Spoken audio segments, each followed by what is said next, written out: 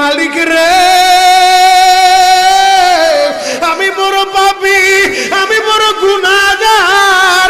ও দয়ার আল্লাহ, আমি 10 বছর তোমার গোলামি করি নাই, আমি 20 বছর গোলামি করি নাই।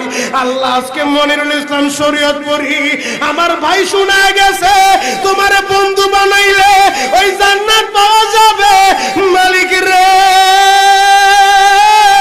তুমি আমারে দাও না মাফ কইরা। যুবক রে যদি কেউ আল্লাহরে বন্ধু বানাইতে পারে তার কোনো আর চিন্তা নাই, তার চিন্তার কারণ নাই গো বাবা। এ যুবক ভাইরা, দাড়ি পাকা বাবাজিরা, সবাই আমার দিকে একটা নজর তাকান। এই যে দেখেন আমি হাতের ভিতরে আহারের টিস্যু দিয়া কাফনের মতো একটা দৃশ্য বানায় ফেললাম।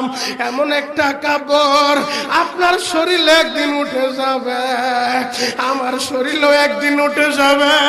ও চেয়ারম্যান ভাইরা, ও মেম্বার ভাইরা, ও নেতা ভাইরা, ও আলেম ভাইরা, এখন কাঁদতে বলছি শুধু কাঁদবা। জীবনে কত জায়গায় আমরা গোসল করলাম। আহারে কক্সবাজার ঘুরতে যাইয়া সমুদ্রের ভিতরে গোসল করলা, কুয়াকাটায় ঘুরতে যাইয়া সমুদ্রে গোসল করলা।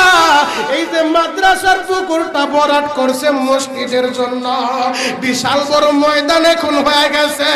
এই পুকুরের ভিতরে কত মানুষ গোসল করছে।